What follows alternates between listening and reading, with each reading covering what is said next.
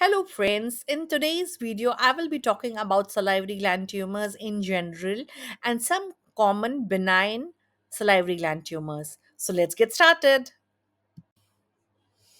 The risk factors are radiation exposure, radiation therapy, or chemoradiation therapy. Alcohol and tobacco are not risk factors except in Warden tumor, which is associated with smoking. The common benign tumors are pleomorphic adenoma, Warthin tumor, oncocytoma, basal cell adenoma, and ductal papilloma. And malignant tumors are mucoepidermoid carcinoma, polymorphous low-grade adenocarcinoma, ethnic cell carcinoma, adenoid cystic carcinoma, malignant mixed tumor, and squamous cell carcinoma. Warthin tumor is the most common bilateral tumor. Also, pleomorphic adenoma and ethnic cell carcinoma can be bilateral. The most common salivary gland tumor in children is pleomorphic adenoma, but more often malignant. Most common malignant tumors are mucoepidermoid carcinoma, adenoid cystic carcinoma, and acinic cell carcinoma. Always remember, pleomorphic adenoma is the most common tumor in children, but the chances of malignancy in those pleomorphic adenoma is more. And the most common malignant tumor in children are mucoepidermoid carcinoma, adenoid cystic carcinoma, and acinic cell carcinoma. Regional lymph node metastasis usually is evident on initial clinical evaluation. Low grade tumors rarely metastasize to regional lymph nodes, however, high grade tumors often do. Nodal involvements tend to be orderly from intraglandular to adjacent nodes to upper jugular, mid-jugular nodes, and occasionally to retropharyngeal nodes. Bilateral nodal involvement is rare, and metastasis usually occurs to the lungs. More than 90% of the salivary gland tumors arise in parotid gland, 5% in submandibular gland. Deep parotid tumors may present as intraoral masses. Sublingual tumors are rare and may be difficult to distinguish from minor salivary gland primary tumors of anterior floor of mouth. Minor salivary gland tumors usually occur in hard palate and may also occur in the lymph nodes around the salivary glands. Talking about the treatment, the parotid gland tumors, superficial lobe tumors, are treated with superficial or partial parotidectomy with preservation of facial nerve. Total parotidectomy with sacrifice of facial nerve may be necessary if high grade or advanced tumor. Neck dissection is necessary if there is nodal involvement. For some mandibular tumors, total excision is done, but generally it tends to recur because there is difficulty of getting good margins as it is close to mandible. Radiation therapy is done for inoperable tumors. Poor prognostic factors include postoperative recurrences, submandibular gland site, facial nerve paralysis, and high grade tumor.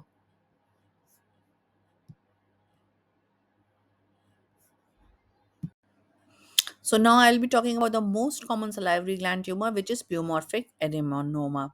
It is a mixed tumor with both epithelial and mesenchymal components. On histology, chondromyxoid stroma and ductal structures are seen. There is almost 6% risk for malignant transformation, and when it gets malignantly transformed, it gets transformed to carcinoma X pleomorphic adenoma. Pleomorphic adenoma itself is a well circumscribed and slow growing mass lesion.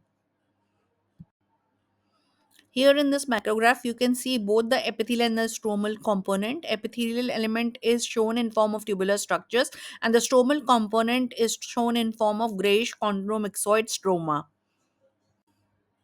Warden's tumor is second most common salivary gland tumor. It is almost exclusive to parotid gland.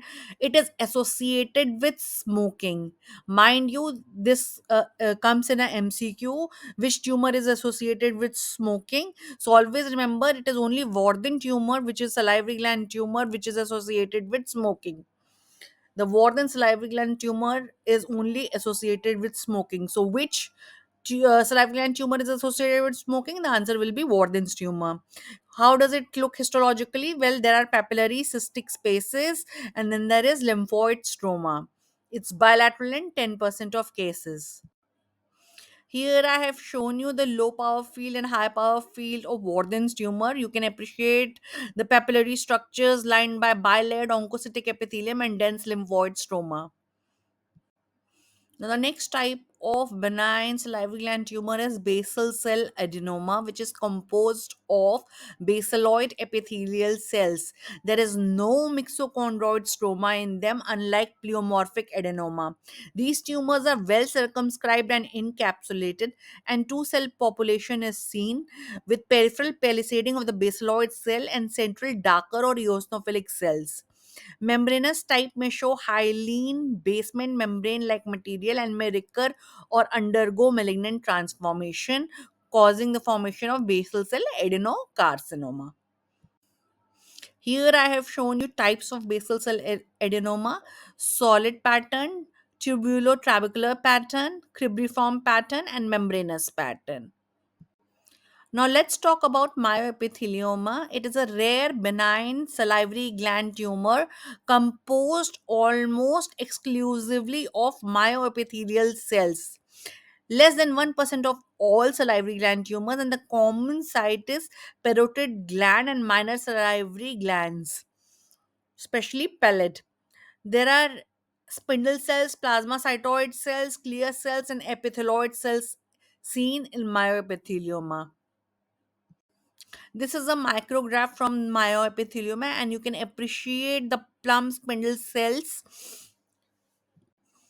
Talking about canalicular adenoma, it's a rare tumor and is predominantly seen in older adults. There is a strong female predilection, commonly found in upper lip, buccal mucosa, and on pathology, grossly, they are small, usually less than 2 centimeter, well circumscribed, soft nodular cystic mass, and microscopically columnar or cuboidal epithelial cells form anastomosing cords or canal-like structures separated by loose vascular stroma and have a uniform appearance. The mitotic activity is minimal and there is no atypia. This is a micrograph from canalicular adenoma. You can see the double layered structure here. Let's discuss some MCQs here now. First MCQ is, which of the following is the most common benign salivary gland tumor? A. Wardens. 2. Canalicular adenoma. C. Uh, Pleomorphic adenoma. D. Basal cell adenoma. As I have emphasized in this lecture, every time, the most common benign salivary gland tumor is pleomorphic adenoma. Second question: canalicular adenoma most commonly arises in which location? A. Parotid, B. Submandibular, C. Sublingual, D. Upper lip. You know the answer, I have told you, it's D. The upper lip. Third question: Warden's tumor is associated with which of the following risk factors? EBV infection, HPV infection, smoking, or radiation exposure? You all know the answer. The answer is C, and it is smoking. Next question: which benign salivary gland tumor shows a biphasic appearance with epithelial and myoepithelial cells and chondromyxoid stroma? A. Warden's. 2. Pleomorphic adenoma. C. Basal cell adenoma. D. Canalicular adenoma. You all know the answer of this. This is the easiest question. It's pleomorphic adenoma. Option B. Now, canalicular adenoma is a rare tumor, but questions are asked on it. So, in this MCQ, the question is: histologically, canalicular adenoma is characterized by A. Oncocytic cells with lymphoid stroma, B. Basaloid cells in nest and trabeculae, C. Double layered cords forming canal like structures, and D. Chondromyxoid matrix. So, A. Oncocytic cells with lymphoid stroma is Warden's tumor. B. Basaloid cells in nest and trabeculae is basal cell adenoma. C. Double layered cord forming canal structure is canalicular adenoma, and D with chondromyxoid stroma is the pleomorphic adenoma. So you know here the answer is double layered cord forming canal like structures is histologically the canalicular adenoma. Next question: which benign tumor has a strong male predilection and often present bilaterally? A. Pleomorphic adenoma, B. Warden tumor, C. Canalicular adenoma, and D. Myoepithelioma. Here the answer is B. Warden's tumor. Now, this is a very important question. Which salivary gland tumor has the highest recurrence rate if not adequately excised? A. Pleomorphic adenoma, B. Canalicular adenoma, C. Basal cell adenoma, D. Warden's tumor. Here, the answer is very simple. It's A. Pleomorphic adenoma. So in this video, I have covered mostly the important benign salivary gland tumors. My next video will be on malignant salivary gland tumors. So stay tuned and do look forward to the video. Bye for now.